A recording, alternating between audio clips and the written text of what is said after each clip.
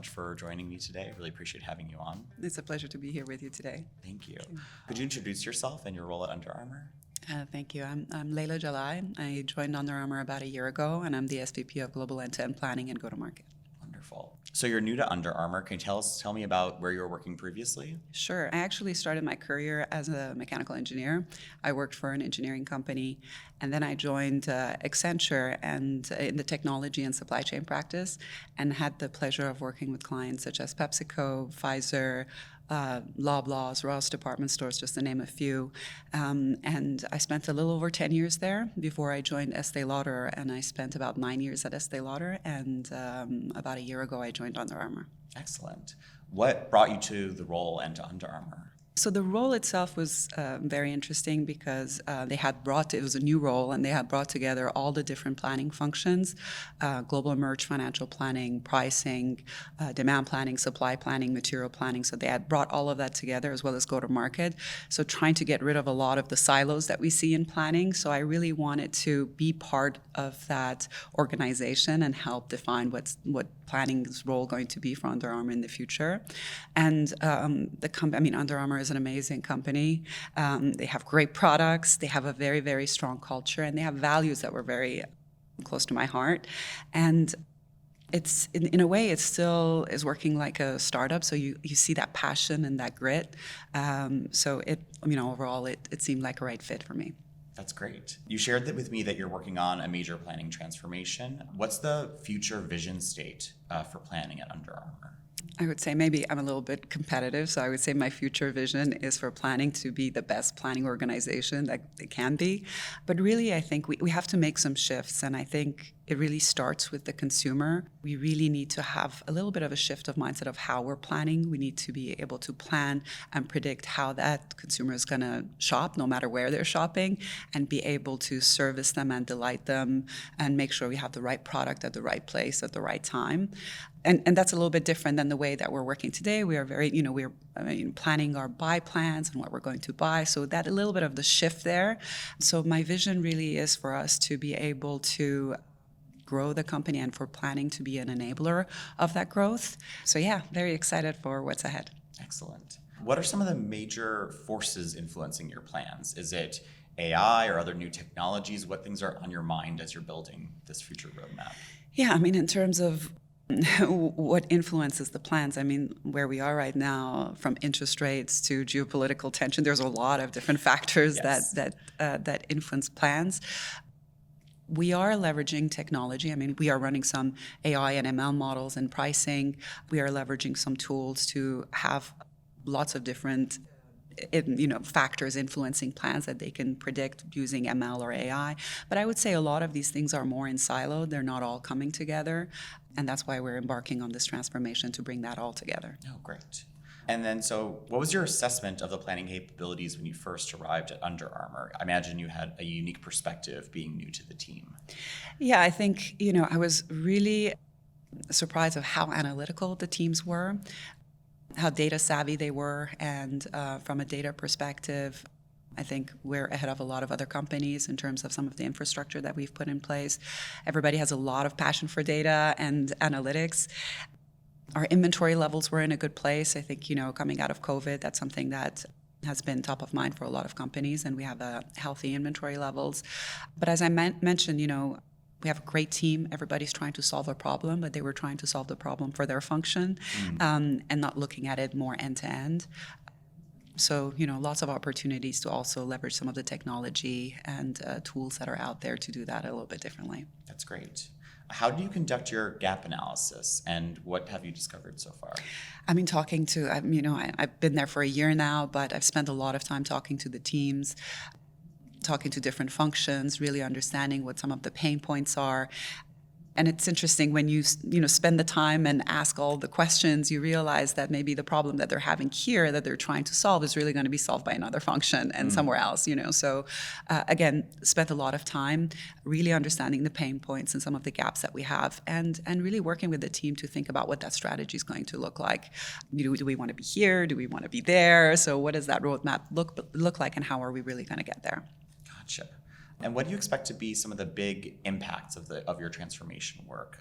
And is there one that you're particularly excited about?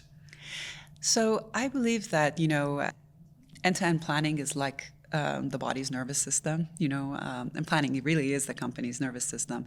And when it works, everything works together in harmony, and nobody really talks about planning or thinks about it. Mm-hmm.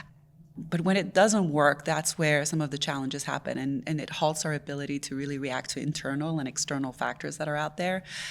And as I mentioned, there's a lot of things that are happening that we need to be more resilient towards. So what I'm really jazzed about is really connecting everything together and being able to run scenarios and simulations and understand if something is going to happen, how are we going to react to it, and be more prepared to be more agile and reactive to things that could be out there.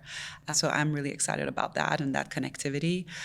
I also believe some of the new technology that's out there around assortment planning is very exciting. So want to learn more about that and see how we could leverage it for our new product planning and capabilities in that space. Great. Any lessons so far from the work that you want to share with our Zero100 community? I think it's all about, bringing the organization through the journey. Technology is a really small part of any transformation. It's all about the process, and it's about the people. And it's about leadership, commitment, and belief in, planning and what it means.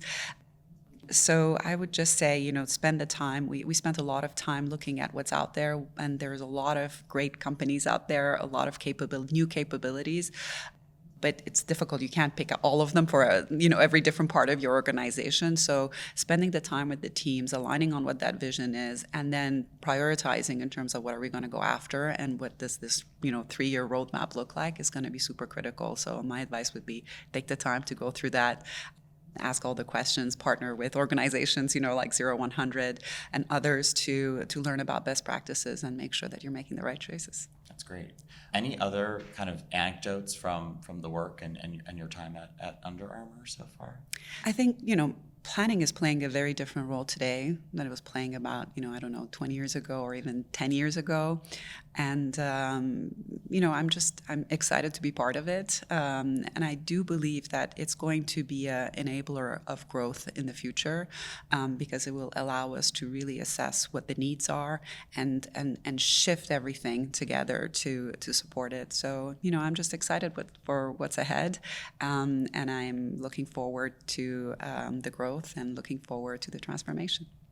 Great. Anything else you want to share? I think, one thing I would say is, data plays a really critical role in planning and supply chain and everything in technology. It's playing actually a much bigger role as well today. And the way that we're thinking about data and the way that we're interacting with data is going to be changing. There's going to be a need for a lot more governance around data, how we manage it, how we leverage it.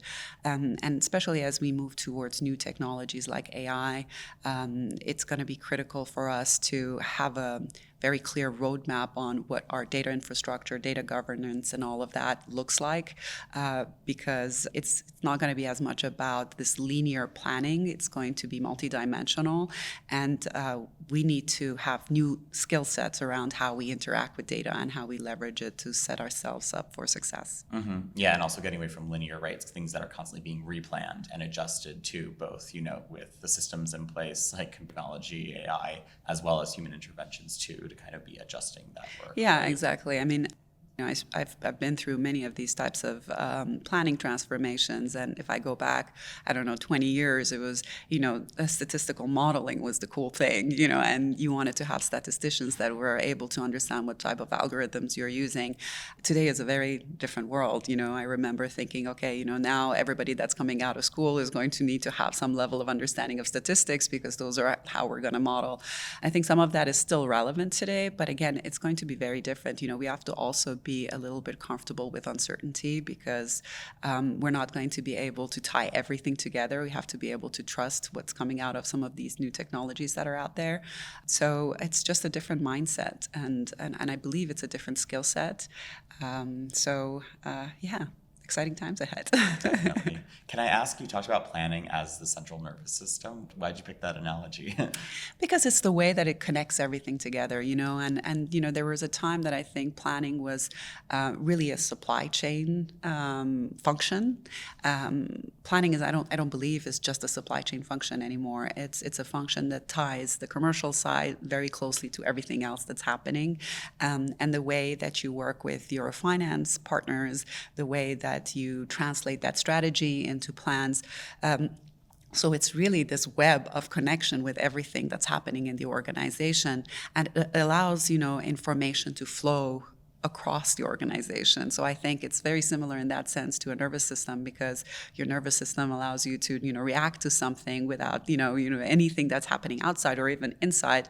It allows, your body to be aware of what's going on and manage that. So I do think that it's a good analogy from that sense, because you want planning to really play that role in the organization, connecting everything together, and ensuring that everything is like, the visibility and the control that you want to have overall works. So Awesome. I like that a lot. The only thing I was wondering too, given your background is mechanical engineering, like who are the people kind of coming into planning? Is it totally folks with data science and computer engineering degrees? Yeah. Or sometimes the line between, supply chain and IT is an interesting place to play too. If are you borrowing resources or hiring people that would be going into technical roles otherwise? Yeah. So again, I would say talent is really important for any type of transformation, and really for planning and supply chain. The type of talent that we need to attract now is a bit different. And I think we need to have diverse talent that's coming from different types of backgrounds. But I think, as much as they need to be able to understand data and have a little bit of technical background, I also think, going back to the nervous system, they have to be able to communicate. And communication is such a important, and I know we talked about it yesterday in one of the sessions, it's super critical to be able to communicate and translate some of the information that they're seeing into digestible types of information that everybody else can use. So I think the skill sets are changing. Again, I genuinely believe that smart people can learn, and you can train people to do certain things. Now, there are some unique skill sets when it comes to data science that you definitely need to either hire externally or build. But I do think that the skill sets that we're looking at right now are very different. As I mentioned, no longer are we going after the statisticians of the world to come and join. I mean, that also helps, but you could definitely, I think you have a bigger pool of folks that are excited about data and the role of data and technology overall in the company, and how it ties everything together. Thank you so much for joining me today and sharing the work that you're embarking on right now. Thank you so much. It's been really a pleasure, and I've really enjoyed the session, so thank you for that. That's it for today's episode of the Zero100 podcast, digitally reinventing supply chains. See you next time.